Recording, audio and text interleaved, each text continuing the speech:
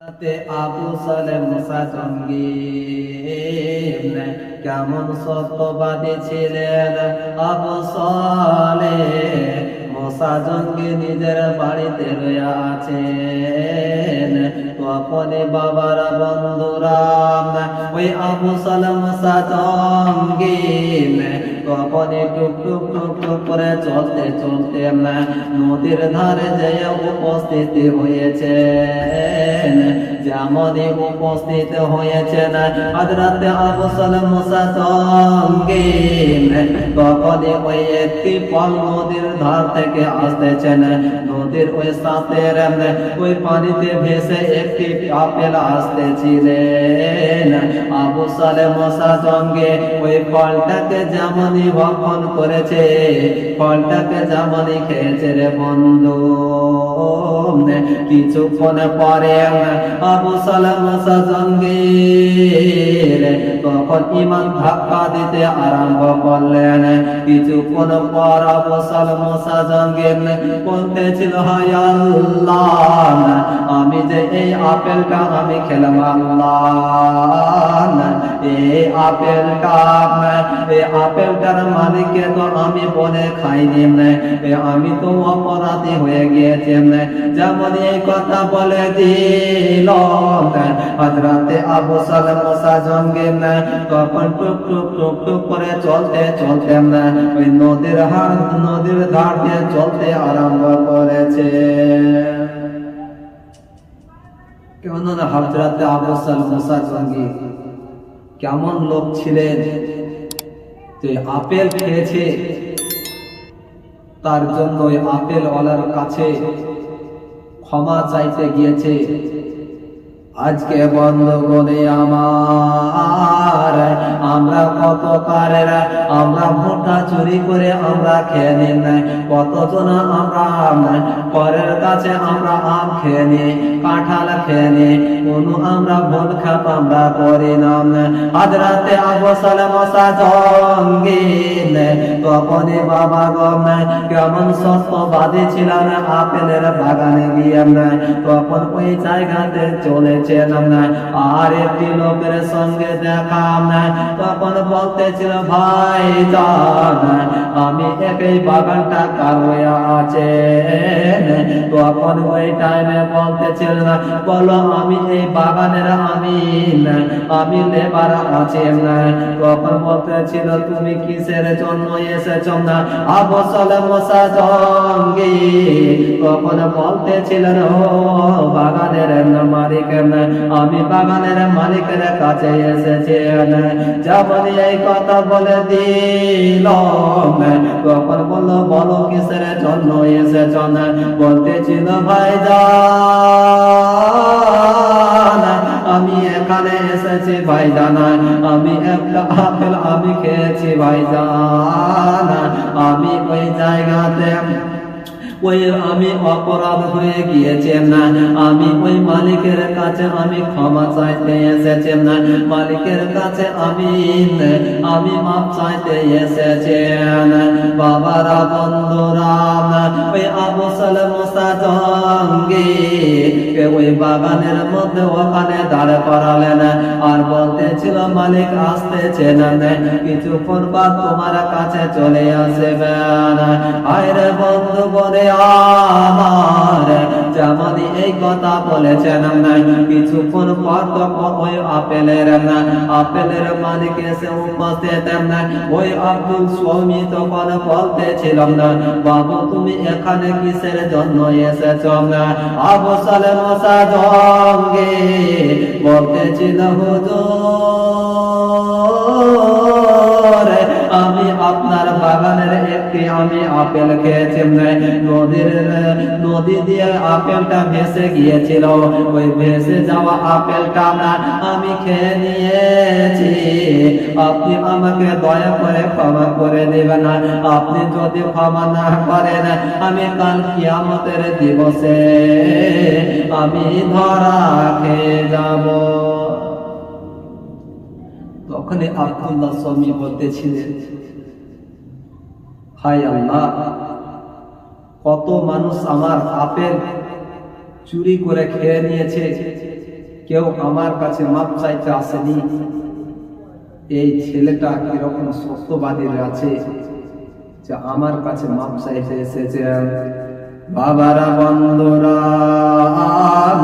যেমন এই কথা বললাম, ওই আব্দুল্লাহ সৌমি তখন বলতেছিলেন, আমি এখানে এই ছেলেটিকে আমি সত্যবাদী পেয়েছি না, আমার বাড়িতে এই ছেলেটিকে আমি রাখতে চাই, আমার মেয়ের সঙ্গে আমি বিবাহ দিতে চাই। তখন ওই আবু সালেম মুসা জঙ্গি বলতেছিল, আবু সালেম মুসা জঙ্গিকে বলতেছিলেন, আমি তোমাকে ওই আপেল খেয়েছো তো আমি তোমাকে মাফ করতে পারি, কিন্তু আমার একটি শর্ত রয়েছে। আবু সালেম মুসা জঙ্গি তখন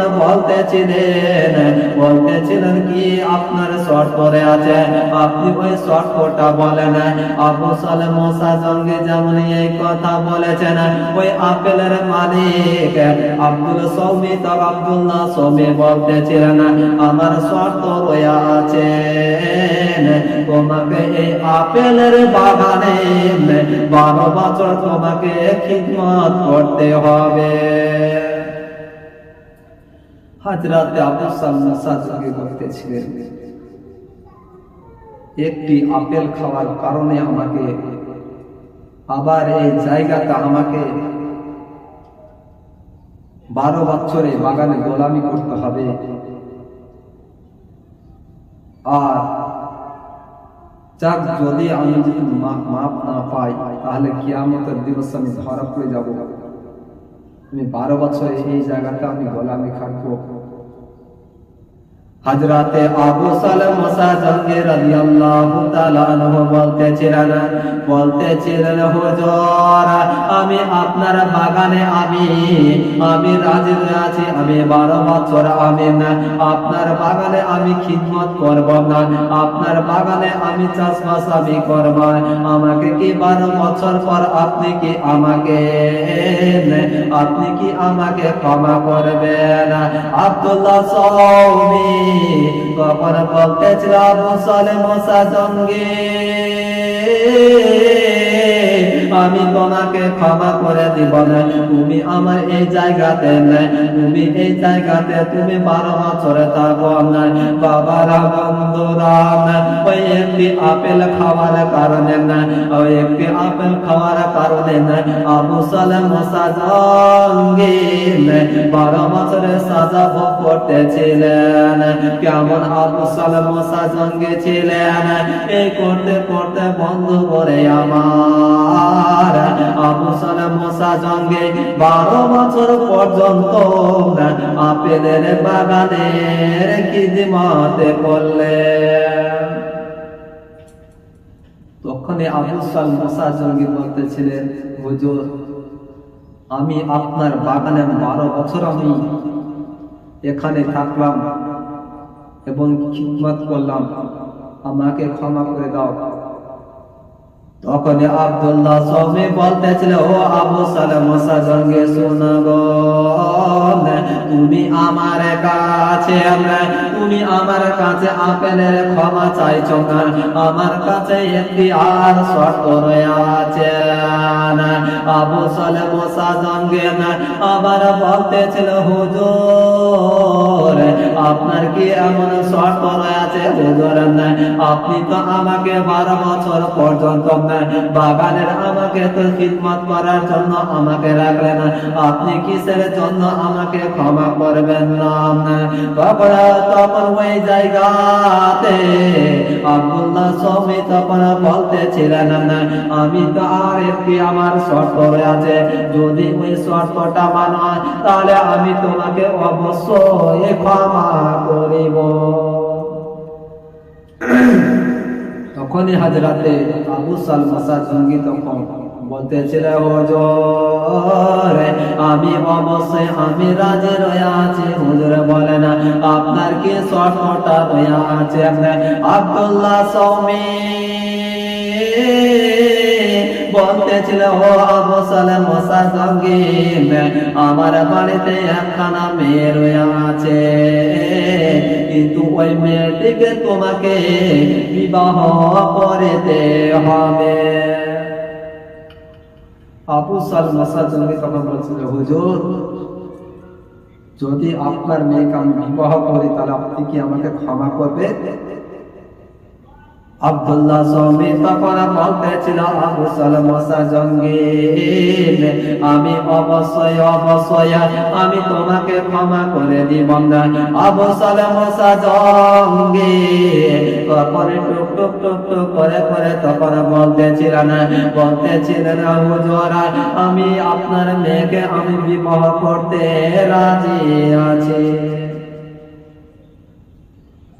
তখনই ওই আব্দুল্লাহ সৌমি বলতেছিল বাবা রে তুমি আমার মেয়েকে তুমি বিবাহ করার জন্য তুমি রাজি হয়ে আছো না, আমি তোমার সঙ্গে আমি বিবাহ দেব না, কিন্তু শর্ত রয়ে আছে না।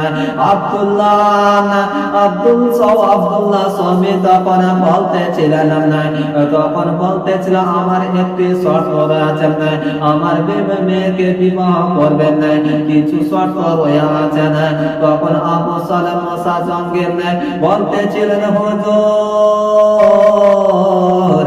আপনার কি শর্ত রয়েছে আপনি বলেন।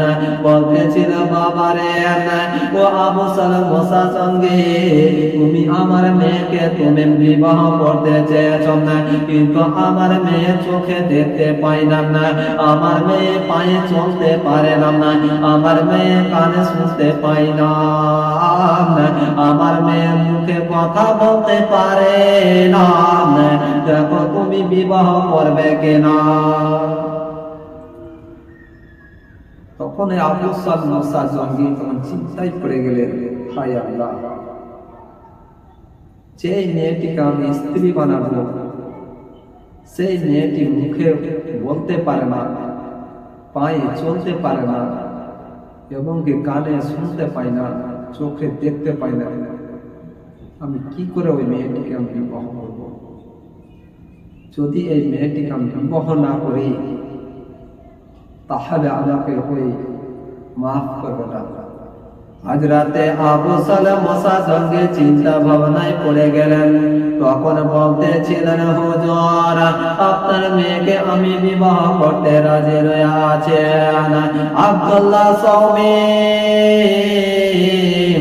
নিজের মেয়ের সঙ্গে বিবাহ দিয়ে দিলেন। যেমন বিবাহ দেওয়ার পরবর্তীতে আব্দুল্লাহ সৌমি তখন বলতেছিল ও আবু সালেম মুসাজঙ্গিম যাও তোমার স্ত্রী ওই রুমের মধ্যে রয়েছে, যাও তোমার স্ত্রীর কাছে তুমি চলে যাও।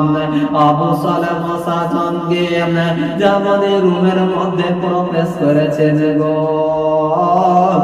তখনই সুন্দর ভাবে স্বামীকে তখন যিনার নাম ছিল উম্মুল ফারমা ফাতেমা ওরফে আব্দুল কাদের জিলানীর মা উম্মুল ফারমা ফাতেমা এত মধুর কণ্ঠে সালাম দিচ্ছে আবু সালেম মুসাজঙ্গিম।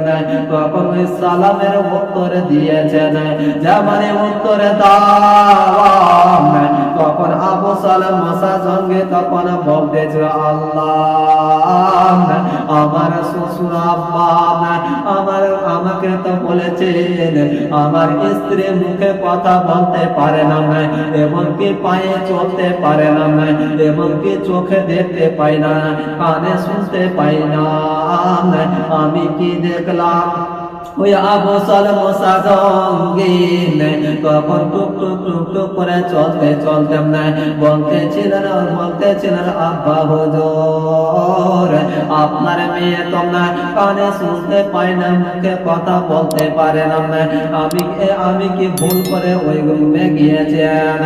আব্দুল্লাহ সৌমি তখন বলতেছিলেন ও বাবা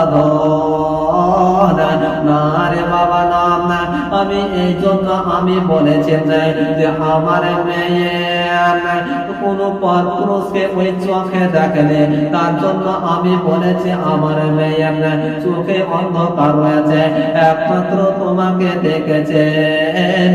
এবং কি আমার মেয়ে মুখে কথা বলতে পারে না, মুখে বাবা কেন না বলেছি যে আমার মেয়ে কোনোদিন খারাপ কথা বলা বলি করেন এবং কি সত্য পথে চলেছে না। এই জন্য আমি হ্যান্ডিক্যাপ বলেছিলাম আমার মেয়ে কোনো খারাপ কাজে যায়নি হেঁটে, তার জন্য আমি এই কথা বলেছি।